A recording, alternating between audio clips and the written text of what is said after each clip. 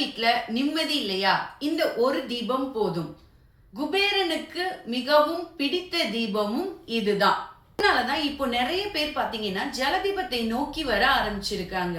இந்த ஜலதி தான் அந்த ஒளி அக ஒளியை அறிவொளியாக மாற்றி நமக்கு ஒரு நல்ல லெவலை கொடுக்க போகுது. அதனாலதான் குபேரனுக்கு இந்த தீபத்தை அதிகமா போடுவாங்க. இந்த தீபம் போடக்கூடிய நேரம் பாத்தீங்கன்னா ஒவ்வொரு வியாழக்கிழமை அன்னைக்கும் அதிகாலை பிரம்ம முகூர்த்தத்துல போடலாம், அல்லது குபேர ஓரை 5 to 6, 6 to 8 அதுக்குள்ள இந்த தீபத்தை போடலாம். ஒரு ராசிக்கும் ஒவ்வொரு ஜலதீபம் இருக்கு.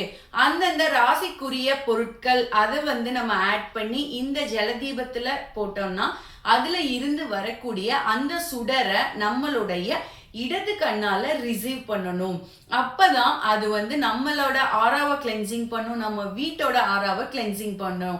இதுல பாத்தீங்கன்னா அந்த 70% வாட்டர், 30% பாத்தீங்கன்னா அந்த ஆயில், அல்லது உங்க வீட்டுல நெய் இருக்கு அப்படின்னா நெய் போட்டுக்கலாம்.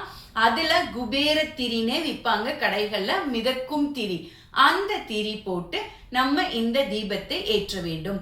இது கூட ஒவ்வொரு பொருளா ஆட் பண்ண ஒவ்வொரு விதமான பலன்கள் வரும்.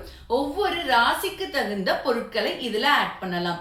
உங்க ராசி என்ன ராசி? உங்களுக்கு எந்த ராசிக்கு ஜலதீபம் வேணும்னு கமெண்ட்ல சொல்லுங்க.